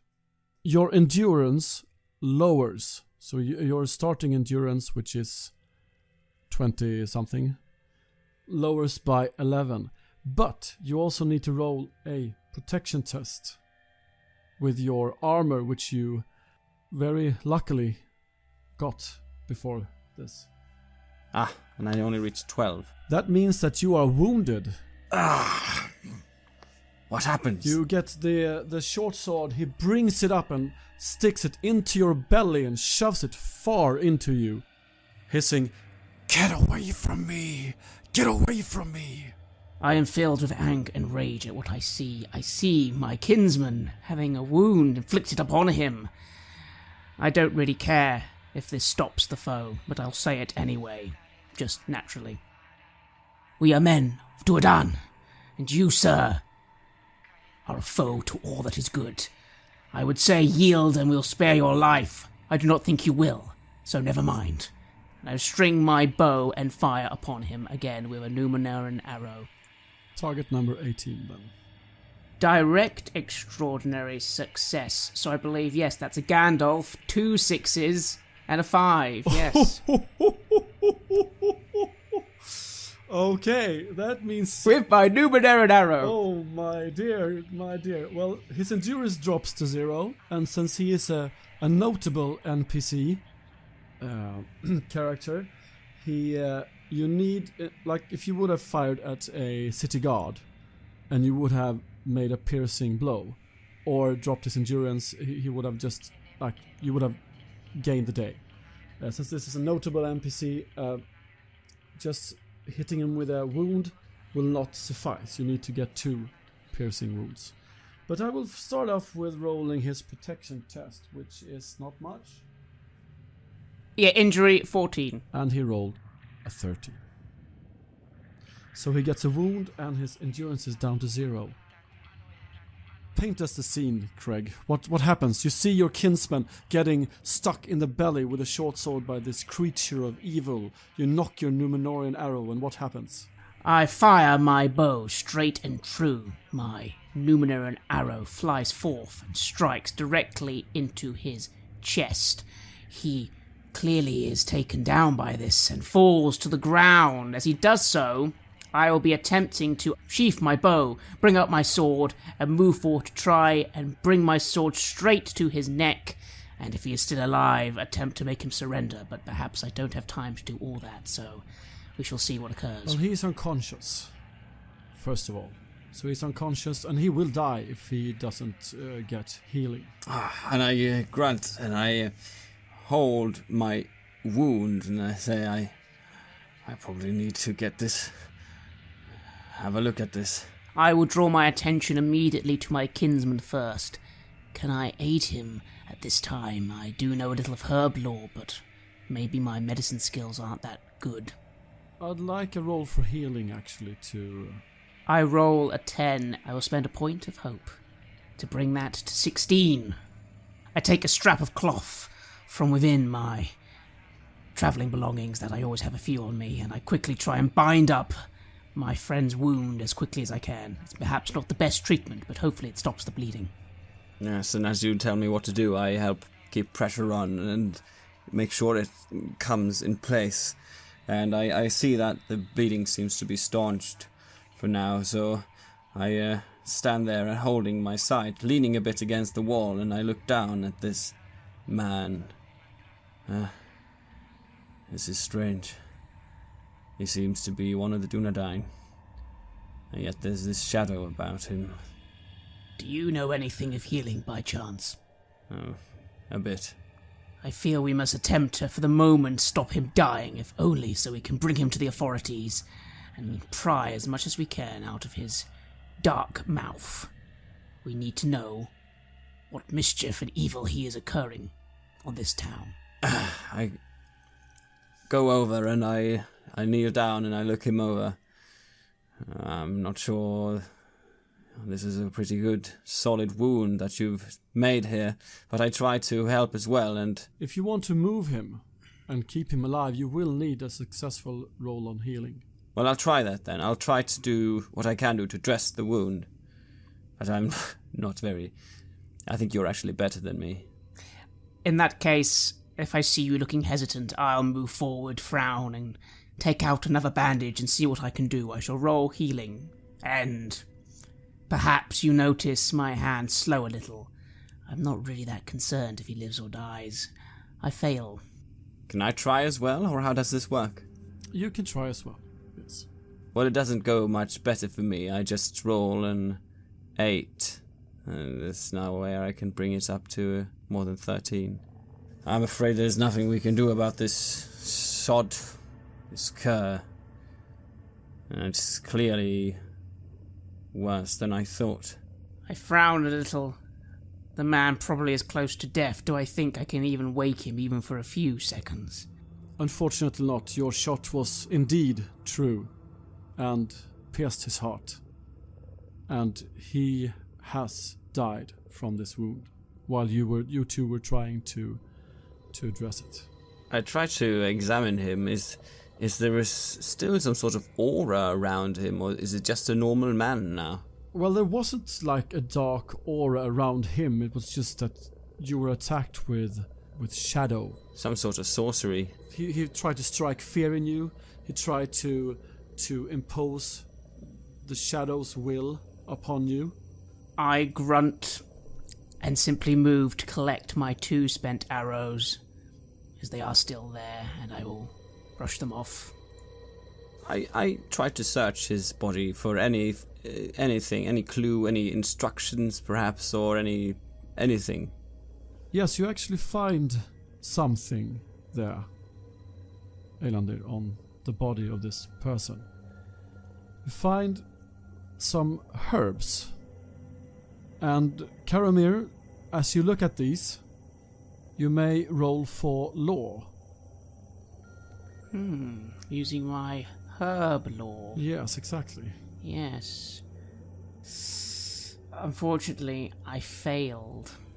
No, but your herb lore, with your herb lore, you know that the name of it, it's called Aglalor. Agralor. I say aloud, but I can't quite recall what its purpose was. And I was looking at it, brushing them between my fingers, sending an inquisitive glance towards you.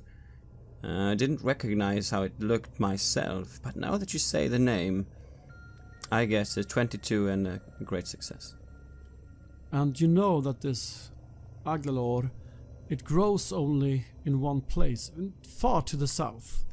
South of the port of Umbar there is a bay called Lugalur, and there only does this herb grow. Nowhere else. This is strange. This is not local flora. Can I make anything of this? Why would it come from there? Or what would it be used for? You have no idea. Since you don't have herb lore, you have no idea. Karamir knows that it's vaguely poisonous, but you don't know anything more about it than that. I mean, the herb is normally slightly poisonous, not very good to ingest, but quite a few things are. I'm not sure what the connection here is.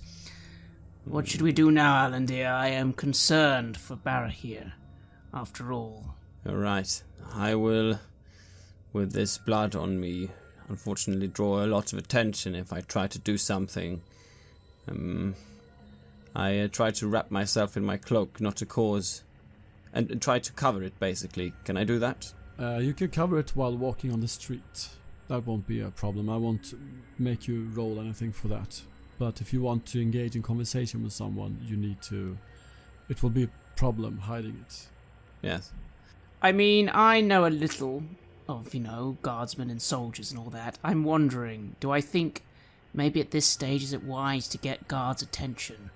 It might be easier to be open about things, rather than try and hide a body, hide the wound.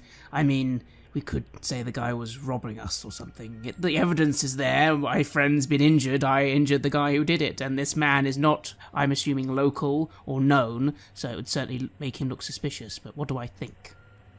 Well, I think you need to figure that out by yourself. You know what I've been telling you about being invisible in Minas Ithil and raising suspicion or raising an alarm or raising attention at all is something that people try to avoid. I look around. Is there anywhere perhaps this body for the moment could simply be not necessarily hidden, but at least out of the way for a moment so we can make a Yes, of course. exit? You can just drag it into an alley and put it next to a barrel or something. I shall do so, trying to be as discreet as possible. I'm hoping that actually in this battle I wasn't shouting that much beyond maybe the very end, and I'm hoping no one's heard a commotion. I, after all, used my bow, so I'm hoping not much commotion's been made, and I'm going to try and put him aside and help my friend Alandir hide his wound a little, and I remark, let us try and be quick and to the point and get out of here. Yes, so I help him with that, and then I suppose it's time we try to get out of there. I remark we should try to find out what happened to Barra here, if he is still in the treasury or if he's made his way back home. I nod. You go towards the treasury and there are guards outside, of course. It's closing hours. And it's actually a bit past closing hours because we said that you waited a couple of hours and he hadn't come out. So the doors are shut and there is a patrol of 2 guards just patrolling around the building. I don't think we'll get much out of them. Give me a moment at least to inquire. And I, being the non-injured party, will step forth, calm, firm, and simply remark to a guardsman, "Hail, friend. Sorry to bother you. Could I ask a quick inquiry of you, if it's not too much trouble at this hour?" Yes, of course. "I am kinsman to Boromir. He works here during his day. We were going to meet after work for a catch-up. He said to meet him on his way out from his job, but we haven't actually seen him. I've been waiting for a few hours, and he has not come from here. I'm just checking he hasn't remained late for work tonight, has he, or something like that." As you mention Boromir and your connection to him, he says, they both start drawing their weapons and they say, "You are the ones who are wanted for witnesses. You need to follow us to the steward's palace." I raise my eyebrow. I don't look intimidating. I'm trying to be accommodating, and I say, "Witnesses, what do you speak of?" "He is under charge of treason and you are called as witnesses." I believe we have some light to shed on this business. And, yes. What's more, some proof. I think now to myself, would it perhaps be better that they know of the body as well and we can make further... Or is that because they're gonna find out about me getting injured and everything? Being charged with treason nowadays almost never ends well. You haven't experienced it at all, actually, like someone being freed of the accusations of treason. And being called as witnesses, well, if you go there, and even if it's just being called as witnesses, they will ask you to confirm the information that you gave to Ulrad and Firiel. And which means that your words will confirm that he did in fact spy on the treasury and the treasury's businesses. The question is, will they accept him being blackmailed as an excuse? Your experience says no, they will not. Which perhaps means we will need to try and bend the truth just a little here, if he is to have any chance of survival. Which means that you will be faced against employers of Faramir who claims that you have given another type of information earlier and now are changing your story. How will that make you look? My story. I think we will doom ourselves that way. I think we've already doomed Barra here. I feel to myself. Caramir's approach to this is he's not going to lie about what he said. He might lie about what's not been said. In this case, it's not going to be...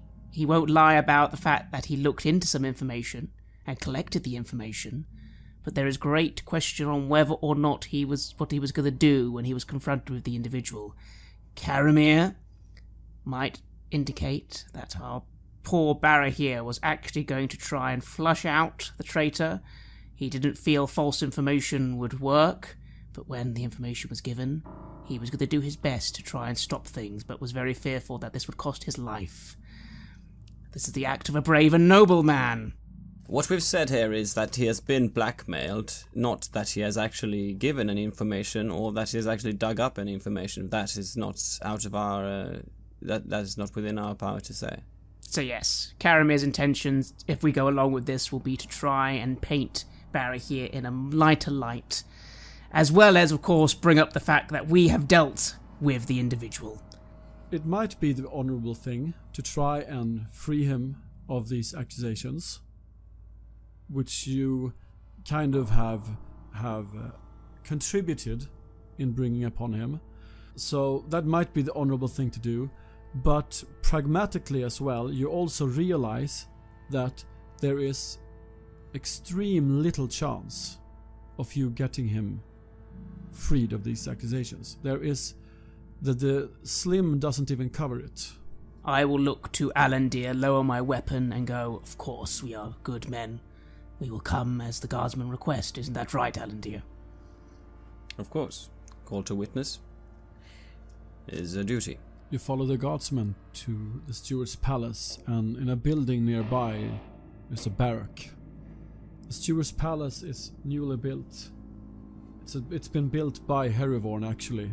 It's an imposing building designed to intimidate the viewer. It's a large guard outside it, and also, as I mentioned, the barracks next to it, which is where you're being led into what can only be described as an interrogation room. Not a torture chamber per se, but an interrogation room with some nasty things in it. You're being brought there, and a captain of the guards is there. And your weapons are taken away from you. And you are placed in chairs and asked many questions on what your dealings with Barahir is and was, and what your intentions were, and what has transpired during these past days. Well, what I will say is that, well, I'll tell of the kinship to Ariel and her husband, and that we came to help in what seemed to be a distressed situation. We found out from Barahir that he was under a lot of pressure that he wasn't about to give in to, and so because he didn't want to give in to this pressure, we decided to help him instead. And that's when we ran into these two employees of Faramir. As far as we knew he wasn't about to give this information over. I shall, in my story as well, being quite tactile with my answers, to be honest, but that is my manner, reveal that I came here to aid a kinsman and protect the realms, I always have done. Regardless of political side, I am a warden of the North, and I fight the darkness. I at first didn't think such things were important in this situation, but we soon discovered cowardice, blackmail, and forces against this fair city. In investigating them, at first mistaking the two individuals from Faramir as those individuals, but that was cleared up, we found evidence of darkness and greatness evil, and I took care of it. And I will at this point reveal that you will find a body of someone not from this town, but in an alleyway, and you will find he is not of your ilk, he is not of your kind. And I know dark magic when I see it, and this individual was possessed of it, hence I felt I had no choice but to end his life.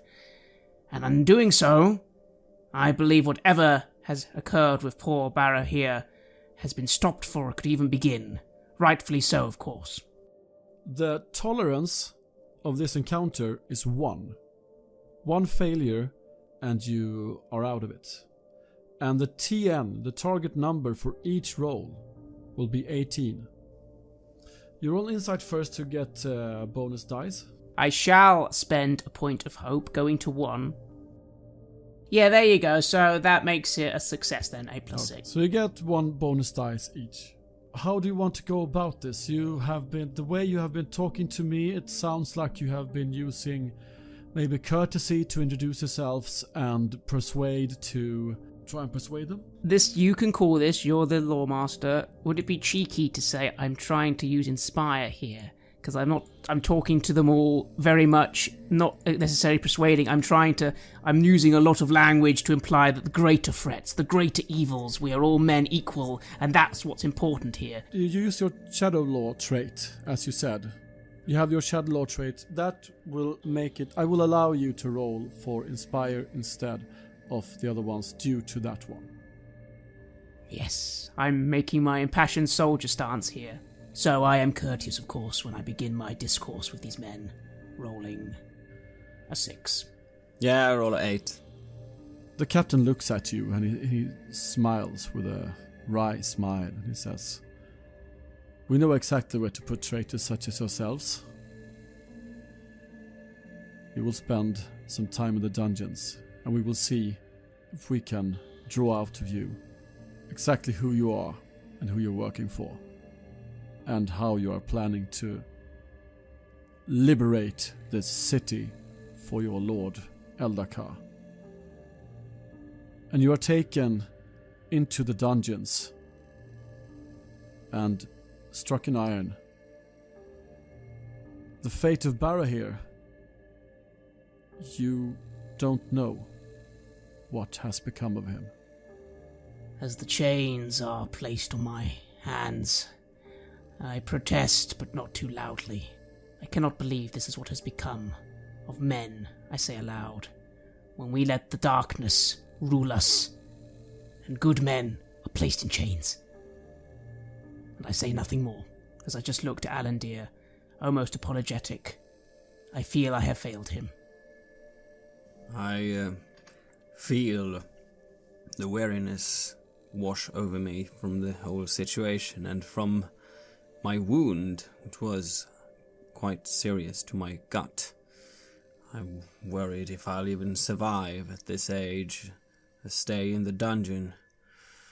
I'm trying to shape my powers and trying to think of a way we could get out of this. My only hope is that no matter what, at least Ariel will be able to live, that she will be free.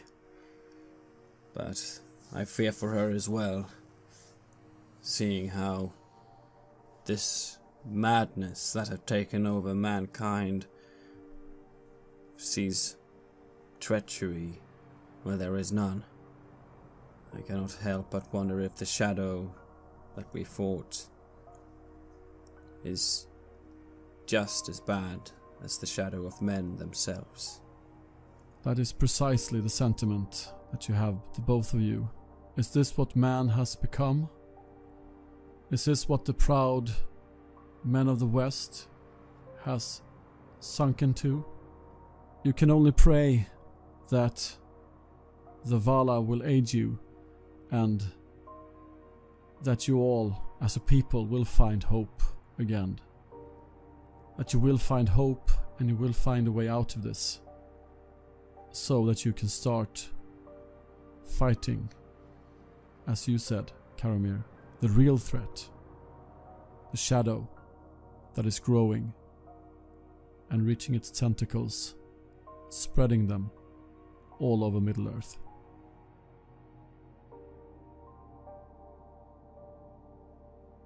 You have listened to an episode of Red Moon Roleplaying, where we play the adventure The Distressed Husband from the module The Kin-strife, originally for Middle-earth roleplaying, but here using the system The One Ring. Lore master was Andreas Lundström. The Distressed Husband was designed by Anders Blixt, who was the project leader on the Kin-strife, working together with Chris Seaman, Mats Blomqvist, Gunnar Brolin, Sanna Fogelvik, Åke Rosenius, and Dag Stålhandske. Middle-earth Roleplaying was published by Iron Crown Enterprises, and The One Ring is published by Cubicle 7. The music comes from the compilation album Behind the Canvas of Time, and was used with permission from the publishing label Cryo Chamber. We also used music created by Andreas Lundström. Follow him in the podcasts Tangen Kastad, Sweden Rolls, and Dungeons and Dice Appointments. As always, a big thank you to all supporters. If you enjoy the show and want to encourage our work, head over to Patreon and see if you want to support the show there. We hope you enjoyed this special episode and look forward to meeting again. Thank you for listening.